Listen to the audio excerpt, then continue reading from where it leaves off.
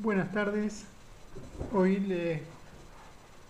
les propongo continuar con la segunda parte de la clase última sobre la ética aristotélica en su estudio de una investigación que vengo realizando sobre la ética del psicoanálisis, principalmente como habíamos dicho, apoyándome en el seminario 7. eh, ese año de enseñanza la dedica a la ética del psicoanálisis. Y que como ¿se acuerdan? Habíamos dicho que Lacan ese seminario lo había cajoneado, eh, ya sea por cuestiones políticas, o bueno, no queda muy claro, y que habíamos hecho una articulación del seminario 7 con la primera clase del seminario 20, donde Lacan ahí plantea qué es lo que quería plantear en ese seminario que quedó guardado hasta que se publica. Es más, incluso Lacan lo quería escribir directamente, hacer un escrito, eh, pero bueno, quedó guardado a post-mortem. Un seminario que Miller lo publica post-mortem de Lacan. Bueno, esta segunda parte es continuación de lo que habíamos hablado de la ética Nicómaco y los cuatro conceptos fundamentales que están en el seminario 7 que Lacan nos trabaja, que son el supremo bien, la virtud, ¿no? El ethos y el ethos, que por una diferencia de acentuación, el ethos aristotélico es un tema importante en la ética de Lacan. Y la otra que nos queda pendiente ahora es la ética de Lacan, porque Aristóteles trabaja la ética como una política, ¿no?, de los ciudadanos.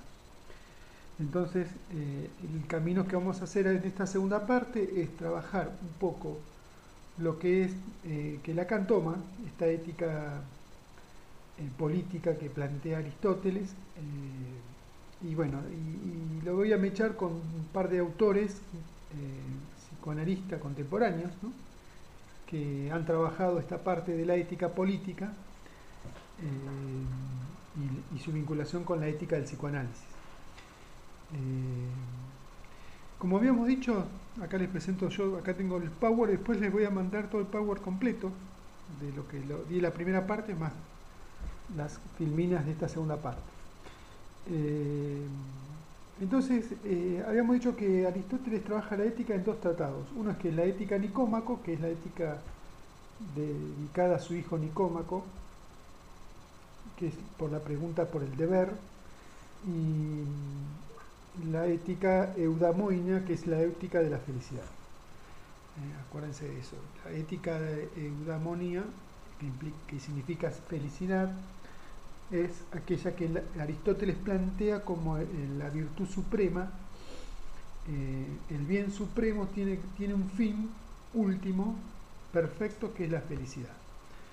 Después lo vamos a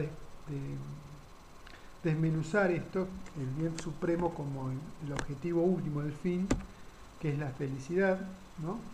Y acá encontré unas citas, todos los que tengo entrecomillado acá son citas textuales del Tratado de Ética Nicómaco de Aristóteles, que es de la editorial de Gregos, apoyándome, como les decía, en un autor un filósofo contemporáneo que ha hecho una tesis sobre la ética nicomaquea, que es Osvaldo Guariglia, un filósofo argentino que falleció hace poco, en el 2016, que tiene varios libritos en relación a este tema. Y después me apoyé en el librito de la ética, que es un libro de Alain Badiou, y bueno, y otros autores más que ahora los voy a mencionar. O sea, no fui directo a la lectura, si bien fui directa a la lectura de la ética, principalmente de los capítulos que Lacan menciona en el seminario 7 sobre la ética nicomaquea, que él insiste. Es más, hay una frase que él dice que a Aristóteles no hay que darle, ¿no?, en el sentido de, si bien ya en ese momento Lacan planteaba que ya Aristóteles ya lo habíamos superado, cuando lo vamos a leer, en realidad somos todos aristotélicos, y principalmente en la ética, porque con esto de la felicidad, el supremo bien, después de 2500 años de filosofía, el placer como virtud o como objetivo central del supremo bien es toda la ética general, ¿no? La ética tradicional. A excepción del vuelco que ocurrió en la modernidad, en el siglo XVII, el siglo XVIII con Kant. Kant plantea, como decíamos en la última clase, una ética formal, ¿no? Una ética que apoyada principalmente en la crítica de la razón pura, que es un tratado que se escribió 7 u 8 años antes que este texto de la crítica de la razón práctica. La ética formal implica una ética apoyada en la razón, ¿no? Que da vuelta un poco el sistema aristotélico en el sentido de que no está apoyada en el placer, en el bien. El imperativo categórico kantiano, si bien está apoyado en la razón, se apoya fundamentalmente en una cuestión que se llama, que lo define como noumeno, como la cosa en sí. Porque para Kant, todas las éticas, todas las acciones éticas o todas las acciones morales estaban apoyados en fenómenos empíricos, en fenómenos hipotéticos. Por ejemplo, Kant decía, bueno, si una persona comete un delito, ¿no? Y lo hace porque, no se roba, porque no tiene comida, si bien es algo ético, eso no es considera Kant que no es una acción ética, porque está justificado porque pasa hambre, por ejemplo. Entonces lo que dice Kant es que la acción ética tiene que ver con la libertad y la autonomía con respecto a las cosas hipotéticas, a las causas hipotéticas, ¿no? Que son las causas racionales, ¿no? De ahí Aristóteles ya trabaja que la diferencia la razón de la acción, ¿no? de la práctica. Entonces dice, Aristóteles plantea que hay una razón dianoética, que es una razón contemplativa, teorética, dianoética, y hay una razón práctica. Aristóteles lleva la ética a una razón práctica, que ahora lo vamos a ver, y que esa razón práctica está vinculada con la comunidad, con la sociedad. Es una razón práctica conectada con la virtud política. Ahora lo vamos a ver en esta parte. Entonces, acá hay dos citas de Aristóteles textual, en donde define el bien. Ahí puse un bien barrado porque ese es el bien que supone esta cita, en el sentido que el supremo bien no tiene que ver con la referencia directa con el sujeto, con la entidad, con el ente. Ahora lo van a ver. Unos, dice Aristóteles, unos llaman el sumo bien algo evidente y obvio, como el placer o la riqueza o la honra. Otros a otra cosa y muchas veces una misma persona a algo distinto, de acuerdo con la ocasión. En efecto, cuando está enfermo piensa que el bien es la salud, y cuando está pobre, que es la riqueza. Algunos creen que el sumo bien es algo que está al lado y por encima de estos múltiples bienes, algo que en sí mismo, y que es la causa, subrayen la causa, de que todos los demás sean un bien. O sea, hay un principio, una causa que los demás bienes, los bienes como categorías, ¿no? Los bienes comunes, esos bienes hacen que sean bienes, que sean buenos, diría Aristóteles. Observar también los géneros de las predicaciones que caen bajo el nombre si son los mismos en todos los casos, pues si no son los mismos es evidente que el término en cuestión es un homónimo. Acuérdense que Aristóteles trabaja una categoría que se llama protgen, que se llama se denomina en griego, significa ir hacia el uno, que es una categoría muy parecida a la analogía, en donde el predicado se relaciona al sujeto de una forma analógica, pero es parecido, no es eso. Lo habíamos dado en la primera parte de la clase. Como por ejemplo el bien designa en la comida lo que produce placer, en la medicina lo que produce salud, aplicado al alma se refiere a la cualidad de esta como prudente, valiente o justa. Acuérdense, uno de los términos, habíamos dicho 4 términos fundamentales, el supremo bien, la virtud, ¿no? El otro término que aparece acá que es interesante tenerlo en cuenta, que es el término medio, que es el mesote. En griego significa mesote, que es un nivel de valor entre dos extremos. Por ejemplo, en valentía, el ser valiente o el ser temerario o el ser temeroso. Entonces, entre el temeroso al temerario está el término medio que es valiente. Eso es una categoría que mesote implica así como un valor medio en las acciones humanas.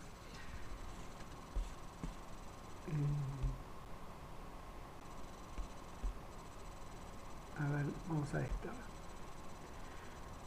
Supremo bien, Aristóteles trabaja de una manera lógica, una lógica proposicional, y lo plantea de esta forma, da un ejemplo. Dice, si predico bueno o buena de X, y si predico buena o bueno de Y, ¿no?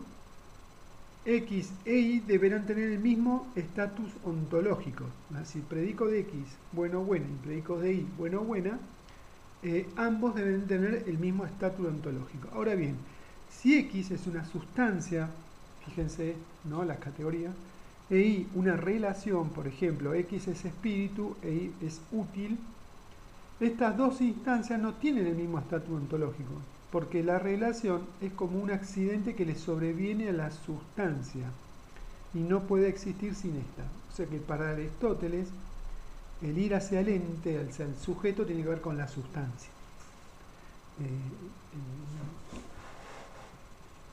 Y acá se toma el materialismo, ¿no? Dice, para Aristóteles, el materialismo dice, todo proviene de la materia. Entonces, el sujeto, lo demás son accidentes de esa sustancia.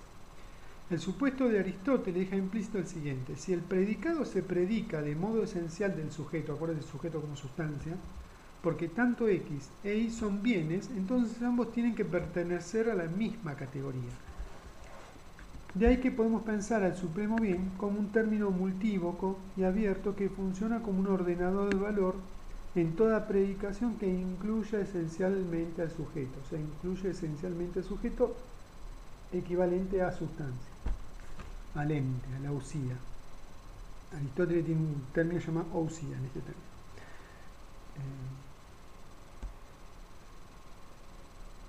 Entonces, Aristóteles plantea la idea del bien vinculado con el placer y el dolor. Es el canon del supremo bien. Y la virtud como la manera de conducirse bajo lo que ordena el supremo bien. O sea, un ciudadano, acuérdense, de la polis, ¿no?, griega, generalmente estaban, ahora lo vamos a ver más adelante, estaban repartidos en categorías sociales. Un ciudadano como un amo, porque en esa época estaba el amo, debía saber conducirse correctamente a través de su razón, de poder distinguir lo que es bien de lo que es de unos bienes ser bueno o malo. Esto que dice, la manera de conducirse bajo lo que ordena el supremo bien.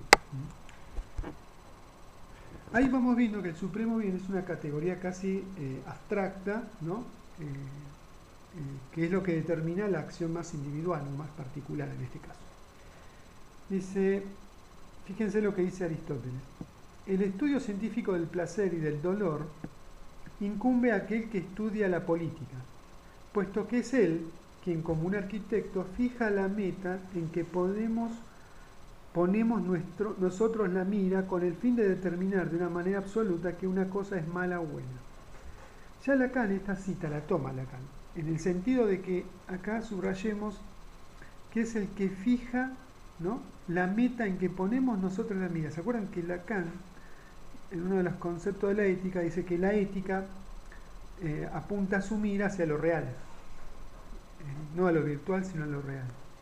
Y Lacan toma estos términos, ¿no?, la mira, la meta, y dice, bueno, la ética desemboca en lo real, o apunta su mira en lo real, o sea, estas cuestiones. Después dice Aristóteles, todas las disposiciones morales, ya sean virtuosas o viciosas, se reducían o referían al dolor y al placer. Dice, la mayoría de la gente dice que la felicidad va unida al placer. Esto dice Aristóteles. Por eso se ha dado al hombre feliz la denominación de Macarios, que deriva del verbo jairein, que significa gozar, ¿no? O sea, aquel que se conduce o dirige sus acciones con miras hacia el supremo bien, ¿no? Y que considera con justa razón y a partir de una recta razón, probablemente tenga como efecto el placer o el dolor, cualquiera de los, dice. Y la unión de esa disposición particular que dice Aristóteles con respecto, ahora vamos a ver los conceptos, con respecto a esa norma de la comunidad, de la política en ese entonces, esa unión, esa conformidad produce placer. Dice que ese es el concepto de la felicidad, esa conformación, dice Aristóteles. Y eso es gozar. Gozar, algo, una acción particular engarzada a una norma política. De este modo, Aristóteles vincula la idea de supremo bien con un orden político que a modo de una norma regula lo que puede ser calificado de bueno o malo en las acciones de sus ciudadanos. Esto tiene conceptos, ahora lo vamos a ver, tiene conceptos específicos para Aristóteles. Entonces, ética nicoma con la virtud. El otro concepto importante que hemos hablado, que la virtud es comportarse de acuerdo a los hábitos, ¿no? De manera en múltiples a lo largo de la vida, por eso que dice para Aristóteles la comunidad, la sociedad ideal es aquella en donde sus miembros trabajan la virtud, o sea, se comportan virtuosamente. Entonces dice Aristóteles, si por un lado la fronesis es la reflexión, es la conciencia, es la razón. Dice, si por un lado la fronesis consiste en la reflexión en torno a las acciones justas, bellas y buenas para el hombre, acuérdense que para Aristóteles la razón está equiparada a la contemplación del amo, es bien teorética, que no tiene que ver con la ética eso. Y si por otro estas acciones son aquellas que el hombre honesto debe realizar, no estaríamos en lo más mínimo mejor dispuestos a realizarlas por el hecho de conocerlas. Si es que las virtudes son hábitos, que ahora lo vamos a hablar. Lo que quiere decir acá Aristóteles es que por más que una persona, por ejemplo, sepa que si va a robar, va a ir preso y que por lo tanto las consecuencias es no ver a su familia por varios tiempos después del robo, por más que sepa las razones y las consideres, el acto lo va a hacer igual. O sea, ¿de dónde viene ese acto? Esa acción en donde considera que está bien o mal. Eso me parece muy interesante, eso es lo que va tratando ¿de dónde viene el deber? ¿De dónde viene este empuje que dice Aristóteles que apunta hacia el supremo bien más allá de lo bueno o malo de las acciones? En este sentido, la originalidad de la moral aristotélica consiste justamente en afirmar que aquello que nos decide por un determinado fin, ¿no?, frente a una acción, no es la sabiduría, sino las virtudes, es decir, en última instancia los hábitos. Y acá vienen los hábitos, que Lacan los trabaja en el Seminario de la Ética, en el Seminario de la Ética lo trabaja bastante, el tema del etos, el etos aristotélico. Que en realidad esto es de Platón. Lo que pasa es que, ahora lo vamos a ver en las próximas filminas, que Aristóteles, al ser crítico de Platón con respecto a la ética, plantea un etos distinto, de otra modalidad. Bueno, la concepción de hábitos o ética, fíjense que es equivalencia para Aristóteles, está repartido en dos términos, que es etos o etos, que está diferenciado. Uno tiene un acento común grave y el otro tiene un acento circunflejo. Esa disquisición de esa letra, de esa palabra, arma dos conceptos distintos. Entonces Aristóteles se pregunta, bueno, ¿cuál es el factor último que determina nuestras acciones morales? Dice Aristóteles, ¿no? ¿Cómo van a ver más con esto? Se van a dar cuenta en lo que Lacan pregunta, dice, ¿por qué Aristóteles deja por fuera de la virtud la intemperancia? La intemperancia es una variante del pathos, que es la variante del afecto. Son aquellas personas, individuos, que accionan en función de su sentimiento de placer o dolor o ganancia de placer o huida del dolor, para evitar el placer, para evitar el dolor y ganar el placer. Entonces, por sí mismo, cuyo fin es el placer. Esas son las intemperantes, son aquellas acciones que están vinculadas por sí mismo al orden del placer o al orden de evitar el dolor. Entonces, Lacan se pregunta de Aristóteles cómo no incluye esto, que es justamente la base de la ética, ¿no? La intemperancia. Y plantea en esto así, Aristóteles plantea de esta forma, lo que es esta pregunta por las acciones morales. Dice, siendo dos las especies de virtud, dice, acá lo que decíamos de la razón, una del intelecto, dianoética, y la otra del carácter, ética. Acuérdense de esto, viene el carácter, significa carácter. La primera tiene su origen y crecimiento principalmente en la enseñanza, por lo que requiere tiempo y experiencia, o sea, la razón. Y la segunda, en cambio, proviene de las costumbres, ethos, con acento circunflejo, de donde también obtiene el nombre ethos con una pequeña variante del término. En efecto, ninguno de los entes naturales, esto es clásico de Aristóteles, porque está mencionado Aristóteles, esta frase me resuena en varios textos de psicoanálisis, uno de Lacan, otro de Miller y otros de Slavoj Žižek, que traje ahora para una cita. Dice, en efecto, ninguno de los entes naturales se acostumbraría a comportarse de modo diferente del suyo propio. Como por ejemplo, siendo por naturaleza la tendencia de una piedra a ir hacia abajo, no podría acostumbrarse a ir hacia arriba, aun cuando alguien quisiera acostumbrarla arrojándola miles de veces hacia arriba. Es por naturaleza. Pero acá hay que estar atentos a que la naturaleza para Aristóteles, para la filosofía griega, en este caso, no es la naturaleza de lo viviente, no es que lo tengamos en el cuerpo como algo genético y animal, sino que es la naturaleza por costumbre, ¿no? Es un hábito.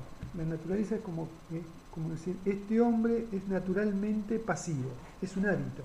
En el sentido, no es porque tenga en el cuerpo algo que implique un instinto pasivo. Es naturaleza, tiene que ver con hábito, costumbre.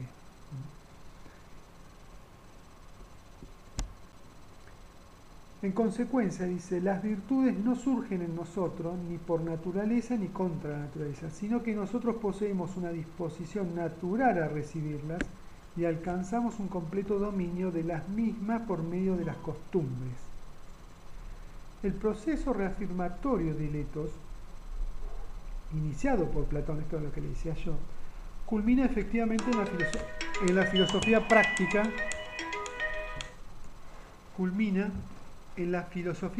de Aristóteles. El proceso reafirmatorio del ethos, iniciado por Platón, que ahora vamos a ver cuál es el ethos platónico, ¿no? Culmina efectivamente en una filosofía práctica en Aristóteles.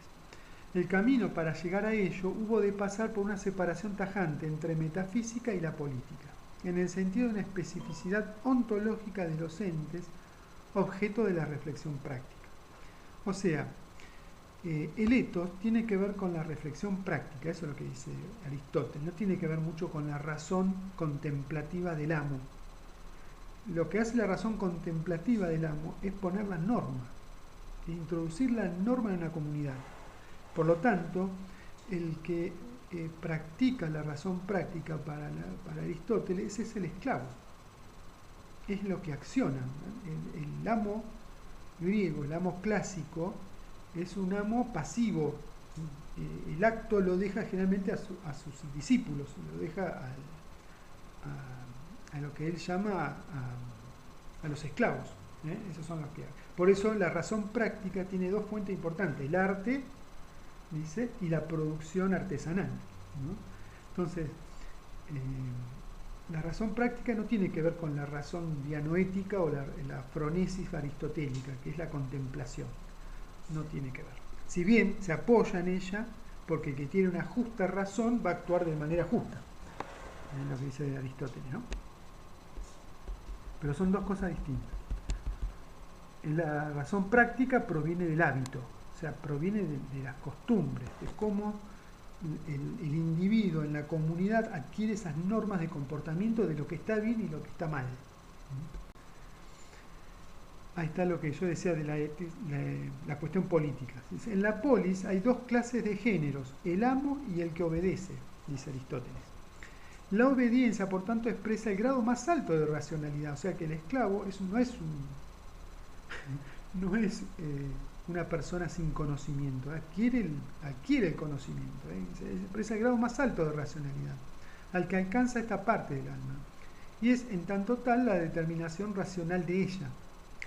No obstante, el problema sigue en pie. ¿De dónde extrae la fronesia, o sea, la razón, el criterio para determinar que una acción cualquiera es un fin correcto y por tanto deseable? ¿No? Fíjense que Aristóteles sigue sosteniendo, por más que el esclavo absorba, ¿no?, los conceptos racionales, la razón, ¿no?, el juicio, ¿de dónde saca, ¿no?, los criterios para una acción moral? Para decir que esto está bueno y esto está mal, sus acciones, ¿no? La respuesta de Aristóteles no deja duda, es la virtud moral, dice, representada por la sofrosine, otro concepto aristotélico, que se opone a fronesis, sofrosine. De ahí que llamamos a la sofrosine con este nombre porque preserva la fronesis, o sea que está en relación con la razón.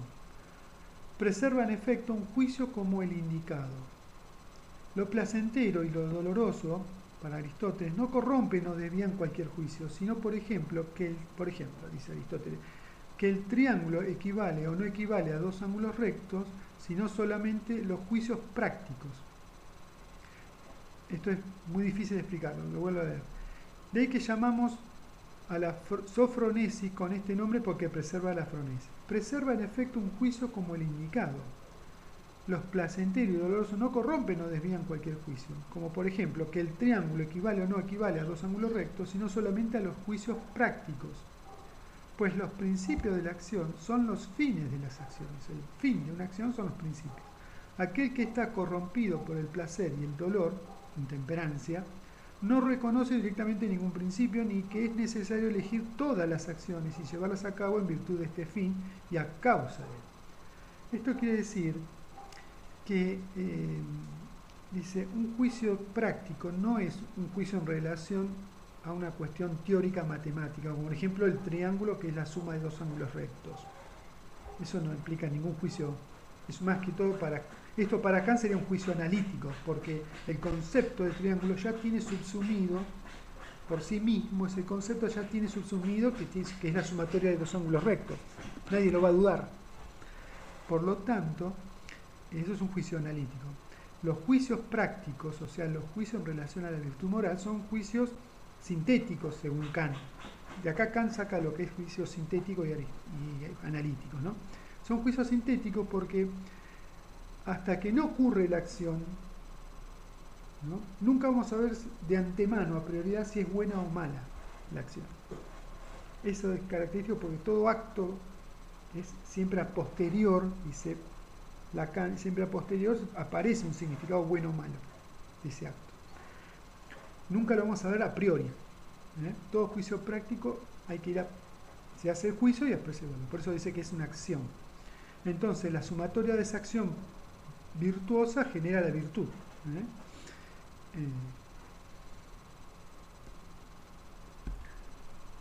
La virtud. Aristóteles y la virtud política.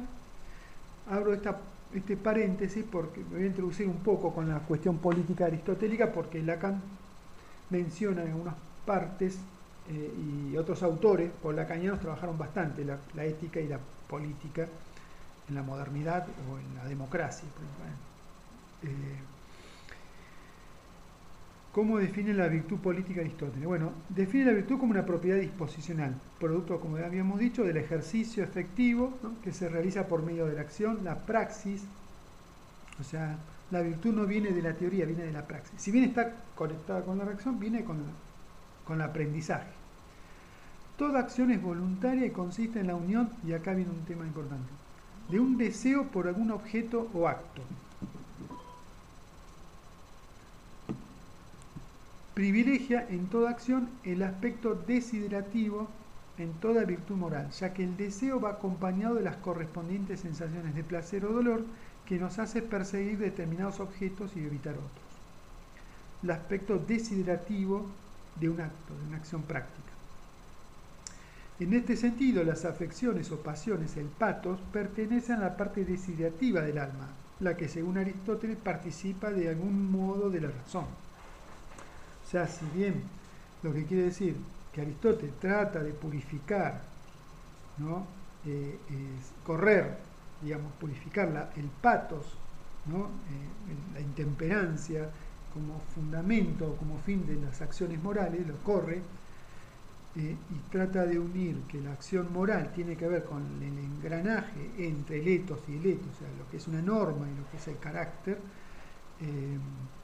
y que participa de alguna manera de la razón, es lo que Lacan en algún momento plantea que Aristóteles trabaja con una ética de lo real. Después lo vamos a ver qué quiere decir en esta definición de etos y etos.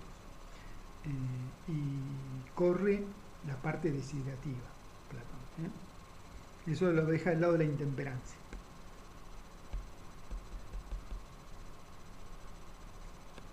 Y bueno, como es una polis aristotélica, que las clases sociales se dividen entre amos y esclavos, ahora lo vamos a ver, él deja la intemperancia del lado de los pobres, de los indigentes, de las mujeres, de los niños.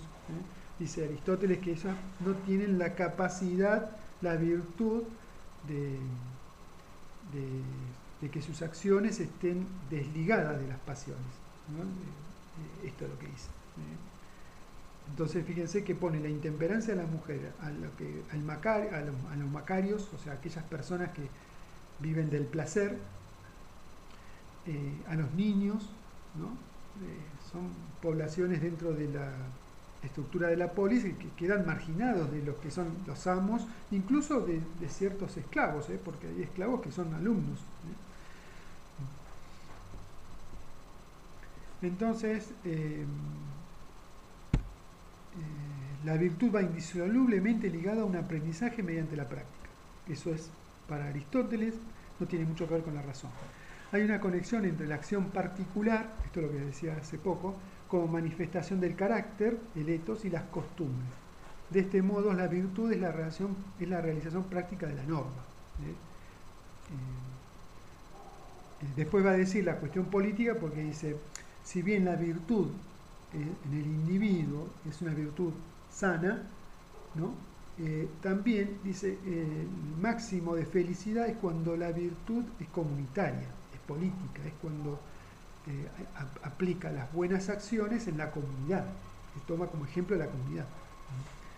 Por eso que la máxima virtud es política, no es individual para Aristóteles. Para demostrar esto, Aristóteles apela al procedimiento de reducir la racionalidad del etos a aquella forma de racionalidad que constituye para él la racionalidad por antonomasia, a saber, la del arte, es decir, la teológica, ciencia de los fines.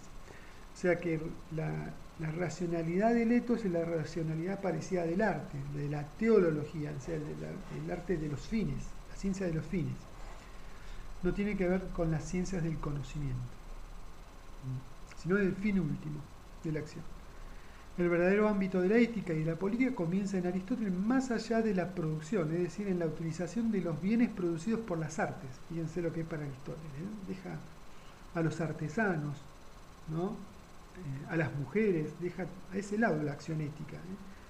No se olviden que Lacan trabaja en el Seminario 7, que después en la próxima reunión trabaja la ética de Antígona, una ética ligada al género, a la mujer, que es muy interesante. El cierre del capítulo 7 del Seminario 7 es la ética Antígona.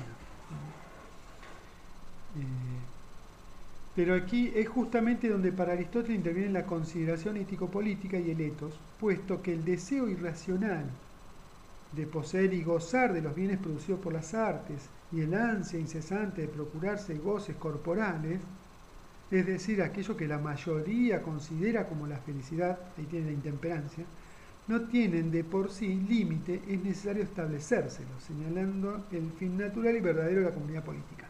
O sea que para estos es una especie de norma de la comunidad política, de la polis. Entonces, la felicidad tiene que ver con esta articulación entre la virtud individual con la virtud comunitaria. Una sociedad donde se prioriza la virtud de sus miembros.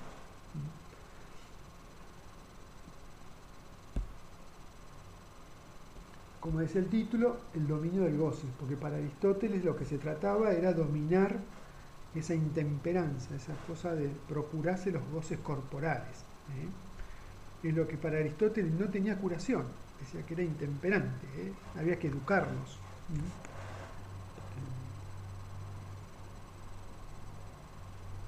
Hay un término de Aristóteles que Lacan lo utiliza, que es el domeniamiento del goce.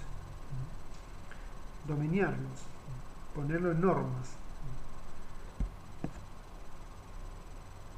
La ética como una ciencia práctica, bueno, Aristóteles delimita, como habíamos dicho, la ciencia práctica o episteme practique, por oposición a la ciencia contemplativa del amo, teorética, ¿no? Y la define, y como la productiva, la poética. O sea, fíjense que hay tres epistemes. Episteme práctica, una episteme práctica, una episteme contemplativa teorética y una poética. Esta distinción, que perduraría hasta el advenimiento de la ciencia moderna, se basa en la finalidad de su objeto, dice. Ahora lo vamos a ver por qué. Dice, la ciencia natural y la teología se basa en la mera contemplación de su objeto, dice Aristóteles. Las otras dos, en cambio, a la realización del objeto. La episteme política al cumplimiento de una acción, praxis, que era un fin en sí misma, y en la episteme poética a la producción de un objeto que se denomina ergon, distinto del acto mismo. O sea, tanto la epistema práctica, ¿no? la episteme practiqué tiene la episteme práctica, que es la de la ética, y tiene la poética, que es la de producción de un objeto. O sea que todo lo que tiene que ver con la razón práctica tiene que ver con la acción y la producción, que no tiene nada que ver con la episteme teorética, ¿no? La teoretiqué, que es el que está asignada, atribuida a los amos, que contemplan y crean teorías, y que los objetos son objetos fijos, permanentes, no producen cambio, lo va a decir. Aristóteles lo dice más adelante. Dice, esta distinción de la ciencia surge a partir del fundamento de los objetos de estudio, dice. Dirá que la diferencia fundamental que separa las acciones de los entes estudiados por las ciencias contemplativas, la diferencia que separa las acciones de los entes estudiados por las ciencias contemplativas consiste en que estos últimos son inmutables y eternos, la materia. Acuérdense de la materia. De modo que puede haber conocimiento de ellos. O sea que para la ciencia contemplativa o teorética, los entes son inmutables y eternos. En cambio, para los entes de la acción práctica son cambiantes, son, se lo dice, contingentes. Aristóteles dice, son objetos contingentes, dice ahí.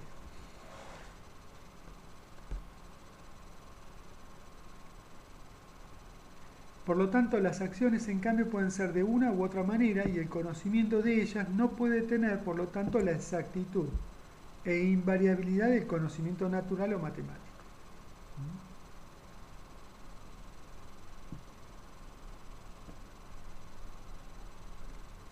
Etos y fronesis, capacidad racional, por lo tanto se combinan, son dos aspectos inseparables de la acción ética. ¿Qué significa esto? Que la acción ética o la acción moral no es en sí misma algo singular del individuo, que le nace como un instinto, sino que etos y fronesis, o sea, razón y hábito, razón y hábito, es lo que se combina para la acción. O sea, no puede estar por fuera de la razón. El etos sintetiza una racionalidad general, teleológica y práctica. Teleológica implica que está dedicada a un fin, tiene un fin último. Como una norma con validez transindividual, comunitaria y social. No es la ética individual de cada quien. Eso no es que a mí se me ocurre, ¿no?, actuar de esta manera y a otro de otra manera porque mi instinto es así. Sino lo que dice que hay una comunidad entre un etos, que es el aprendizaje, ¿no?, el hábito, y la fronesis, que es la razón. Están articuladas. Esto debe estudiarse a partir de la polis griega. Un ciudadano antiguo debía tener un fundo. Un fundo significa como una especie de propiedad. Es como en Italia, en la vieja Europa, era tener un campo. Para ser considerado un miembro de la polis. Tenía que tener el pater de familia, la cabeza de un oikos, de una comunidad doméstica, una economía doméstica. Toda esa es la lógica que hay en la polis para que funcione, que esto, etos y phronesis. O sea, es una ética de amos. Según Aristóteles, la ética práctica es una ética de amos.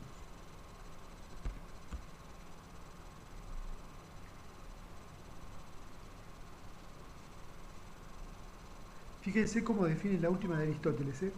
Puesto que los fenómenos que tienen lugar en el alma son de tres clases: pasiones, facultades y hábitos, denomino pasiones al deseo, la ira, el miedo, la osadía, la envidia, la alegría, el odio, la amistad, los celos y en general los afectos que van acompañados de placer y dolor.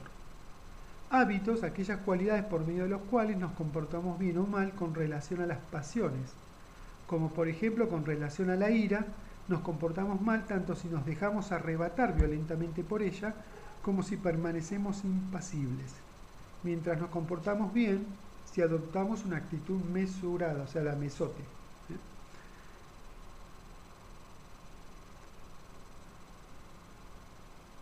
Es por tanto la virtud un hábito electivo, o sea, hay una elección que consiste en un término medio relativo a nosotros, determinado por la razón. Acuérdense de eso, por la razón, por lo que lo definiría el prudente. Justo para Aristóteles, frónimos, prudente viene de phronesis también, de razón, y al mismo tiempo de hábitos, de letos y phronesis. El prudente es el que combina phronesis con etos, con hábitos.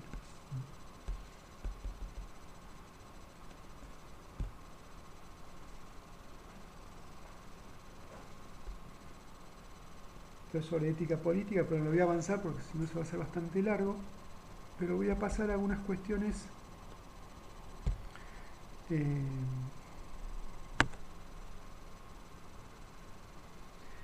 Esta es la discusión con Platón. Por ejemplo, las acciones morales no pueden ser objeto de un tipo de conocimiento teórico, esto es lo que venimos hablando, similar al matemático o al natural. De ahí que la deliberación, la boulé, que es importante, la deliberación, un acto, solo puede darse de aquellos objetos que pueden ser de un modo u otro. Son los objetos cambiantes.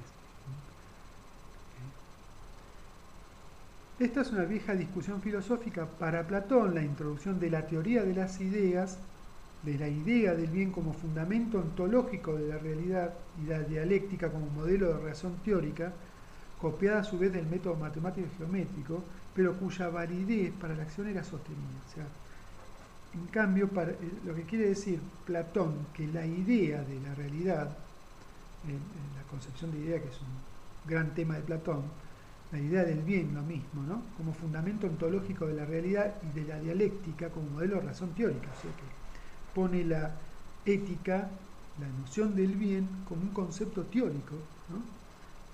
Del mismo modo como a partir de un método matemático y geométrico. O sea, Platón lo deja más del lado de la ética, del lado de la teoría, como conceptos matemáticos y geométricos. Esto es lo que hace Aristóteles.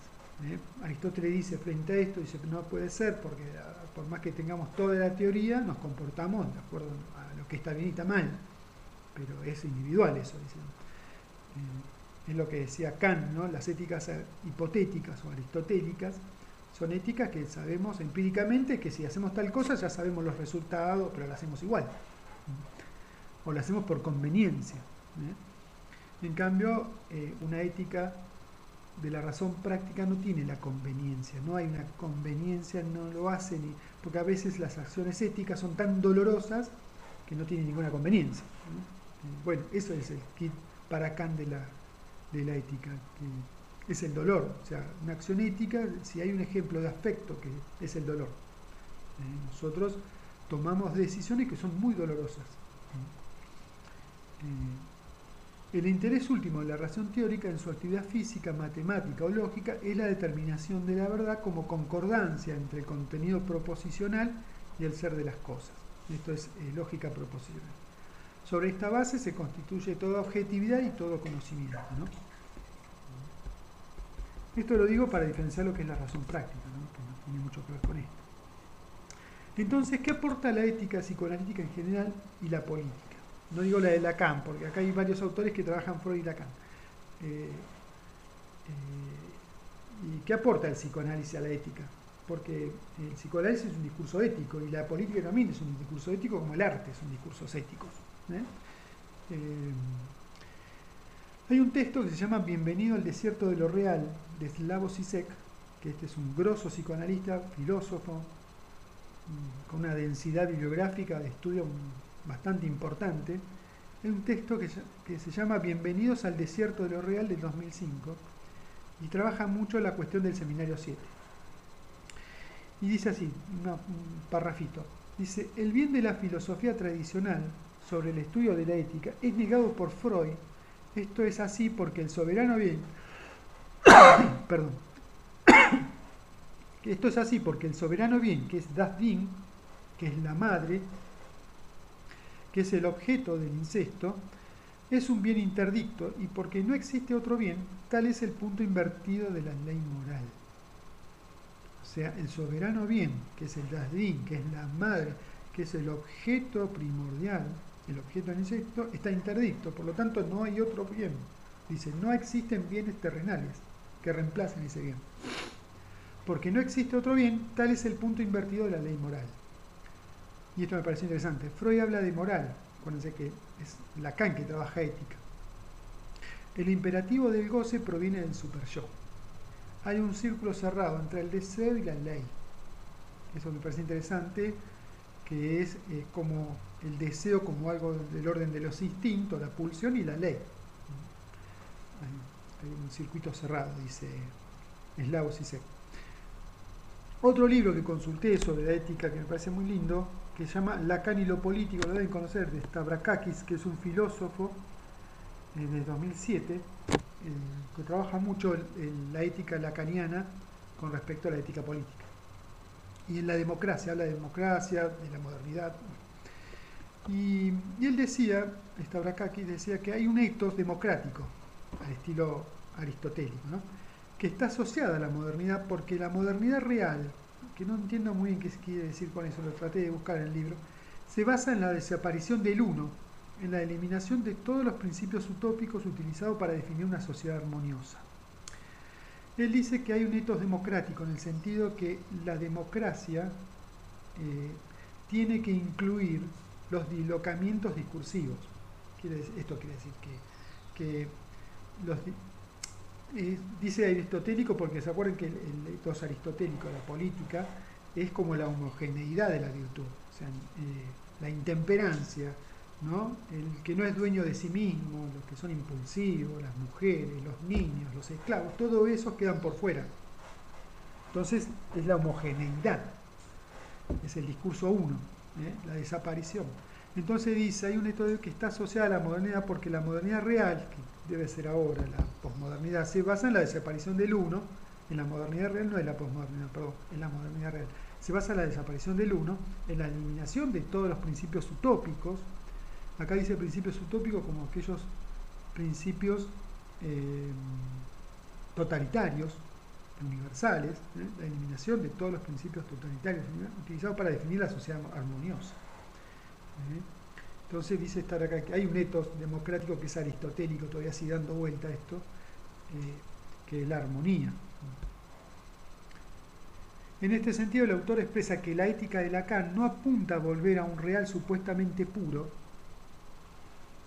sino al reconocimiento simbólico de su causalidad estructural. Esta frase me parece muy buena, de Slavoj Žižek, que es aquella que dice, porque el término de ética de lo real lo trabaja Slavoj Žižek, es claramente de él el concepto. Pero lo que dice que no es, según la lectura que hace de la ética de Lacan, dice que Lacan no trabaja un real supuestamente puro. ¿Qué significa puro? Sin la intervención del significante, es lo que está por fuera del significante. Dice, sino el reconocimiento simbólico de su causalidad estructural. Fíjense que la causalidad estructural es este real imposible de escribirse, que es lo que determina, es el punto nodal de la ética, ir hacia ese real, ese más allá del principio del placer, ¿no? Entonces, ¿es un real supuestamente puro? No, eso descartémoslo porque eso viene más de la teoría lacaniana, en donde lo que se privilegia ahí es algo que está prediscursivo, como originario. Y él dice no, se trata del reconocimiento simbólico de su causalidad estructural. Eso es lo importante. El fracaso último de las sucesivas concepciones del bien no puede resolverse mediante la identificación con una nueva concepción del bien. Esto es lo que dice Slavoj Žižek. El fracaso, supongamos, de la democracia tiene que ver con construir un bien, un supremo bien mejor que el supremo bien anterior. Y eso es un círculo vicioso. Dice, nuestro foco debe estar en la dislocación, o sea, la discontinuidad de estas mismas concepciones. Este es el momento en el que lo real, a través de su modalidad política, o sea, siempre con estructura simbólica, hace sentir su presencia y tenemos que reconocer el estatuto ético de esta presencia. ¿Se acuerdan que Lacan decía que la ética es el límite de nuestra praxis y el límite de nuestra presencia como analistas? Bueno, acá lo hace a nivel político. Dice, la ética de lo real, ¿no?, a través de su modalidad política, hace sentir su presencia y tenemos que reconocer el estatuto ético de la presencia. O sea que el analista es el límite de la ética, lo mismo que la práctica, y que tiene que ver con la presencia del analista. Eso es un tema aparte, pero lo vamos a trabajar en algún momento. El estatuto ético.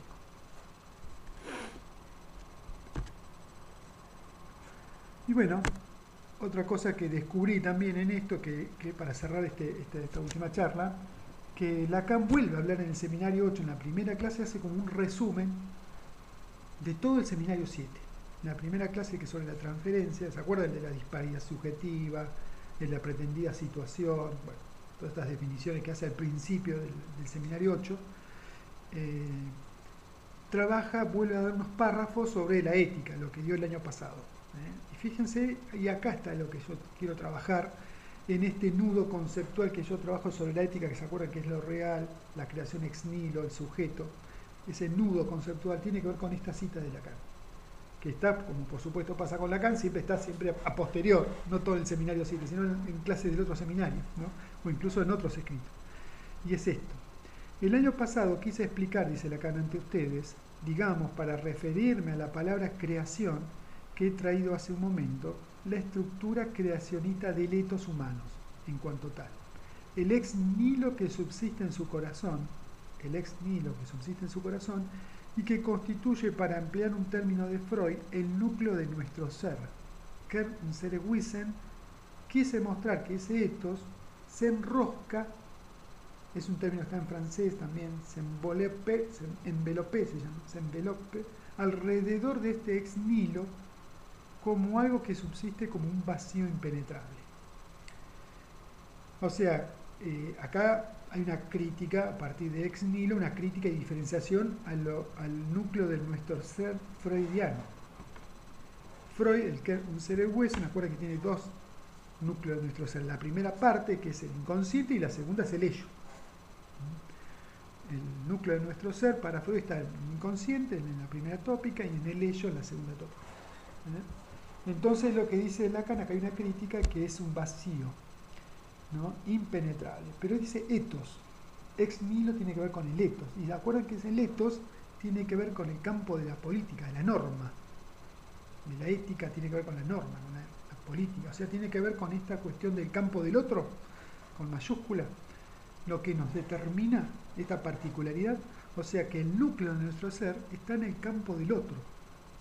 El ex nihilo tiene que ver con esto, que en el lugar donde estaría el ser, el ente del ser, está vacío, ¿no? Hay un agujero, dice. El ex nihilo tiene que ver con el agujero, con el vacío impenetrable. ¿Y eso qué dice? ¿Dónde ubica eso? No se trata de que en un tiempo hubo algo y otro hay un vacío. O sea, algo o vacío ahora. No, se trata de que ese vacío implica ese campo del otro. Que el núcleo de nuestro ser es el otro con mayúsculas. Eso es lo que dice el etos, que es la estructura del otro.